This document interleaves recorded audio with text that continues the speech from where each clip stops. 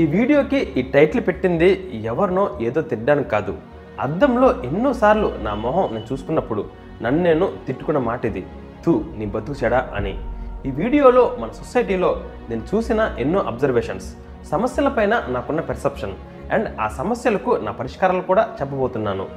August 15న happy independence day అని మీరు చెప్పుంటే ఈ వీడియో మీకోసమే. ఎండింగ్ వరకు ఖచ్చితంగా చూడండి. ప్రసాద్ అనే వ్యక్తి ఒక మిడిల్ క్లాస్ కామన్ మ్యాన్. వారమంతా ఆఫీస్లో గాడిద చాకరీ చేసి ఆదివారం ఫుల్ ఎంజాయ్ చేద్దాం అని అనుకొని సండే మార్నింగ్ 9కి లేచాడు. తన 5 ఏళ్ల కొడుకుతో జురాసిక్ వరల్డ్ సినిమా 3Dలో చూద్దామని 2 రోజుల ముందే అడ్వాన్స్ బుకింగ్ చేసుకున్నాడు. ఇంగ్లీష్ సినిమా నేను చూడను, డబ్బులు దండగానే వాళ్ళ ఆవిడ సినిమాకి రాలేదు. తండ్రి కొడుకులిద్దరూ బయటకు వచ్చి సినిమా హాల్కి వెళ్ళడానికి ఆటో కోసం రోడ్డు మీదకి వచ్చి నిల్చున్నారు. 5 ఆటోలు ఖాళీగా వెళ్ళిపోయాయి, కానీ వీరు ఆటో ఎక్కలేదు. ఎందుకంటే ఏ ఆటో వాడైనా 5 కిలోమీటర్ల దూరంలో ఉన్న సినిమా హాల్కి తీసుకెళ్ళడానికి 150 రూపాయలకి తక్కువ అడగలేదు. మీటర్ వేసుకోవచ్చు కదా అని ప్రసాద్ అడిగితే ఆటో వాడు ఆటో దిగి నేను ఇక్కడే నిల్చుంటాను, ఏ ఒక్క ఆటో వాడైనా మీటర్ వేసి నేను సినిమా హాల్ తీసుకెళ్తే నా ఆటోని నీకు ఫ్రీగా ఇచ్చేస్తాను అని వెటకారంగా నవ్వాడు. ప్రసాద్కి కోపం వచ్చి వెనక్కి వెళ్ళిపోదాం అని అనుకున్నాడు. కానీ తన 5 సంవత్సరాల పిల్లాడి మొహం చూసి సరే పదా అని ఆటో ఎక్కాడు. మీరే చెప్పండి, సిటీలో ఏ ఒక్క ఆటో వాడైనా మీటర్ వేసి ఆటో నడుపుతున్నాడా? ప్రసాద్ సినిమా హాల్కి టైంకి వెళ్ళాడు. యాడ్స్ స్టార్ట్ అయ్యాయి. Please stand for our national anthem అని స్క్రీన్ పైన పడింది. చాలామంది వెంటనే లేచారు. కొంతమంది మాత్రం విసుక్కుంటూ, కొంతమంది బద్ధకంగా, కొంతమంది నిల్చున్న వాళ్ళ మొబైల్స్ చూసుకుంటూనే ఉన్నారు. జనగణమన అయ్యేంత వరకు ప్రసాద్కి చాలా బాధగా అనిపించింది. మన జాతీయ గీతం పాడడానికి దాన్ని గౌరవించమని అందరినీ దయచేసి లేవండి అని అడగాల? ఒక భారతీయుడిగా మనకి ఆ మాత్రం ఇంగిత జ్ఞానం లేదా? మనం ఇండైరెక్ట్గా మన జాతీయ గీతాన్ని అవమానిస్తున్నాం అని ప్రసాద్ ఫీల్ అయ్యాడు. ఓకే, ఇక సినిమా స్టార్ట్ అయింది అని అనుకునే లోపు ఈ నగరానికి ఏమైంది అనే యాడ్ మొదలైంది. అది అయ్యింది అని అనుకునే లోపు ఒక భారతీయుడిగా అని ప్రముఖ క్రికెటర్ ఒకరు కనిపించారు. ఆ యాడ్ అయిపోయింది అనే లోపు తన 2 గాజులు అమ్ముకోవాల్సి వచ్చింది అని మరో యాడ్ వచ్చింది. ఒకటే యాడ్ 3 రకాలుగా ఎందుకు వేశారో ప్రసాద్కి అర్థం కాలేదు. అంటే గవర్నమెంట్కి ప్రజలంటే అంత బాధ్యత అని అనుకోవడానికి ప్రసాద్కి మనసు ఒప్పలేదు. పాన్, గుట్కా, సిగరెట్ ఆరోగ్యానికి హానికరం, ప్రాణాంతకం అని చెప్పే గవర్నమెంట్ ఏకంగా వాటిని బ్యాన్ చేసేచ్చు కదా. అప్పుడు ఎవడు వాటికి బానిసవడు, ఎవరి జీవితాలు పాడవు అని అనుకున్నాడు. గవర్నమెంట్ చేసే 2 పనులు ఇక్కడ కాన్ఫ్లిక్ట్ అవుతున్నాయి కదా, ఇక గవర్నమెంట్ని ఏమని అర్థం చేసుకోవాలి అని అనుకున్నాడు. సినిమా ఇంటర్వల్ అయింది. కొడుకు డ్రింక్ కావాలని అడిగితే బయటికి తీసుకెళ్లాడు. బాబు ఒక డ్రింక్ ఎంత అని అడిగితే 210 రూపాయలు అని చెప్పాడు. ప్రసాద్ షాక్ అయ్యాడు. 20 రూపాయల డ్రింక్ 210 రూపాయల, మరి పాప్కార్న్ ఎంత అని అడిగితే ఒక్క టబ్ 320 రూపాయలు అని అన్నాడు. 30 రూపాయల పాప్కార్న్ 320 రూపాయల, వద్దు వెళ్ళిపోదాం అని అనుకున్నాడు. కానీ ఆ విషయం చెప్తే అర్థం చేసుకునే వయసు తన కొడుక్కి లేదు.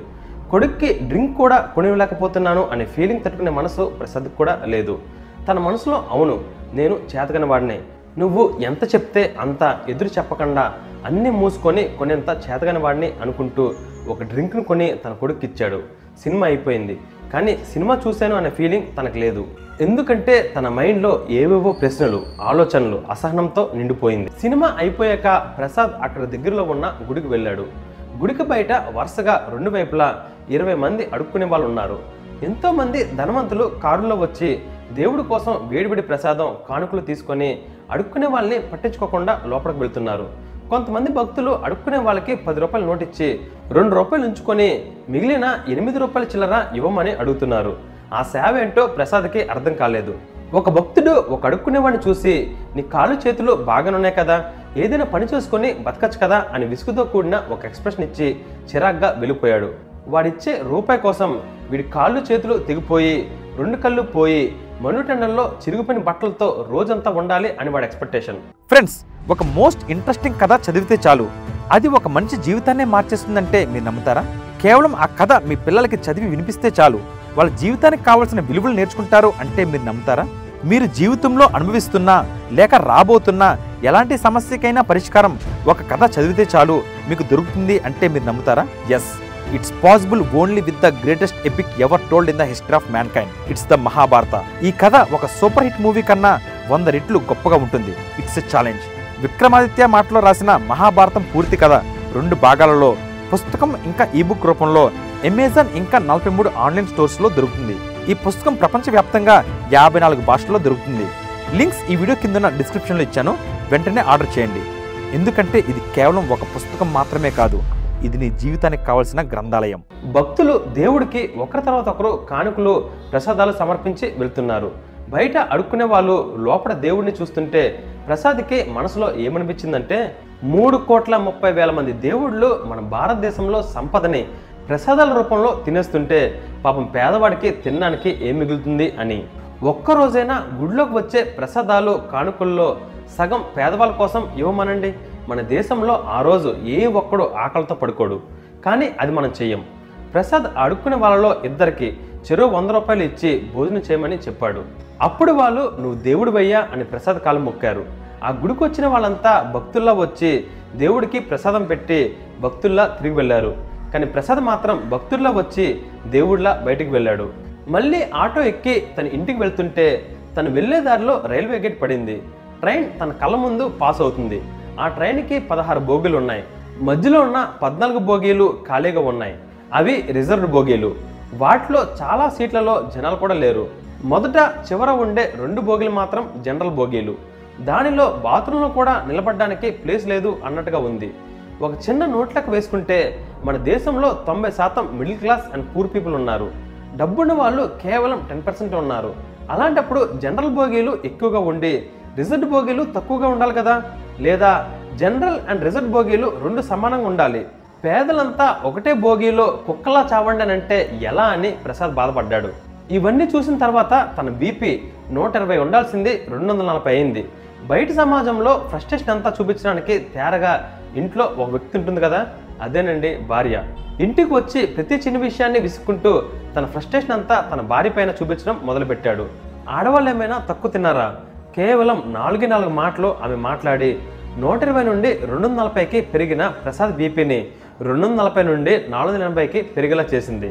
ఆడవాళ్ళు నోరు విప్పినంత వరకే, విప్పితే మనం వాళ్ళని తట్టుకోలేము. దెబ్బకి నోరు మూసుకొని పెట్టిన తిని టీవీ ఆన్ చేసి కూర్చున్నాడు. ఛానల్ 1 నుండి ఛానల్ 24 వరకు అన్నింట్లోని ఒకటే వ్యక్తి కనిపిస్తుంది.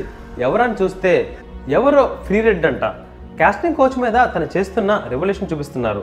ఒక్క డీడీ ఛానల్లో మాత్రమే 2 రోజుల ముందు జరిగిన ఆసిఫా హత్య గురించి చూపిస్తున్నారు. న్యూస్కి న్యూసెన్స్కి తేడా తెలియని స్థితిలో ఉన్నాయి కొన్ని న్యూస్ ఛానల్స్. నేను ఫ్రీ రెడ్ పోరాటం తప్పు అని అనట్లేదు, కానీ ఏది ప్రియారిటీ? ఒక 8 ఏళ్ల పాపని వారం రోజుల పాటు తిండి పెట్టకుండా కంటిన్యూస్గా 8 మంది అత్యంత కిరాతకంగా రేప్ చేసి చంపేస్తే అది ప్రియారిటీయా? లేకపోతే ఎవరో ప్రొడ్యూసర్ నీకు అవకాశం కావాలి అని అంటే నాకు కమిట్మెంట్ ఇవ్వి అని అనడం ప్రియారిటీయా? ఇప్పుడు లోపం చూపించే టీవీ ఛానల్స్లో ఉందా, లేదా అలాంటివి చూడడానికి ఇష్టపడే మనలో ఉందా అని అనుకొని ప్రసాద్ టీవీ కట్టేసి ఇక పడుకుందామని బెడ్ ఎక్కితే ప్రసాద్ భార్య ఏవండి మన పెద్దోడి 10th క్లాస్ అయిపోతుంది, ఈ సంవత్సరం తర్వాత ఫ్రీ చైతన్య పారాయణంలో చదివించాలి, 2 సంవత్సరాలకి 4 లక్షలు అవుతుందట, డబ్బులు సిద్ధం చేసుకోండి అని చెప్పింది. ప్రసాద్కి 4 లక్షల ఫీజు అనే మాట వినగానే గుండాగిపోయినంత పని అయింది. అప్పుడు తన భార్యతో నేను 4 లక్షలు కడితేనే వాడు బాగుపడతాడు, మామూలు కాలేజీలో జాయిన్ చేస్తే బాగుపడడు అని నువ్వంటే డబ్బులు కడితేనే వచ్చే బాగుపడడం నాకు వద్దు, మన వాడు కష్టపడి చదివితే వచ్చే బాగుపడడం నాకు కావాలి, నేను వాడిని నా స్తోమతకు తగ్గ స్కూల్లోనే జాయిన్ చేస్తాను అని అన్నాడు. నిద్రపోయే ముందు ఆ రోజునంతా తలుచుకొని తన చేతకనితనాన్ని మంచితనంగా అనుకొని ఏదో ఒకరోజు మంచి వాళ్ళకి మంచి జరుగుతుంది అనే ఒక పాజిటివ్ ముసుకుని తన మనసుకు కప్పి తన ముఖం పైన దుప్పటి కప్పి థూ నా బతుకు చెడ అని అనుకొని నిద్రపోయాడు. మన సమాజంలో 90% ప్రజలు ఆ ప్రసాదంలాగే ఉన్నారు. నేను ఓ ప్రసాదనే, మీరు ఓ ప్రసాదే అని అనుకుంటున్నాను. మనలాంటి ఎంతోమంది ప్రసాదులు ఎదుర్కొంటున్న సమస్యలు like education, health, reservation, poverty, politics, రైతు ఆత్మహత్యలు, ఇండియన్ సైకాలజీకి సంబంధించిన ఎన్నో సమస్యలకి నా నెక్స్ట్ వీడియో నీ బతుకు చెడ పార్ట్ 2లో నా పాయింట్ ఆఫ్ వ్యూలో ప్రాక్టికల్ సొల్యూషన్స్ చెప్తాను. Don't miss that episode. ఈ ఎపిసోడ్ కన్నా 4 times ఆ ఎపిసోడ్ బాగుంటుంది. ఫ్రెండ్స్, నెక్స్ట్ ఎపిసోడ్లో కంటెంట్ వేరే లెవెల్లో ఉంటుంది. Don't miss it. నేను రాసిన మహాభారత పుస్తకాన్ని ఇప్పుడే ఆర్డర్ చేయండి. లింక్స్ ఈ వీడియో కింద ఉన్న డిస్క్రిప్షన్లో ఇచ్చాను. అలాగే ఇప్పటి వరకు నా ఛానల్ని మీరు సబ్స్క్రైబ్ చేసుకుని ఉండకపోతే వెంటనే సబ్స్క్రైబ్ చేసుకోండి. Till then take care. Bye.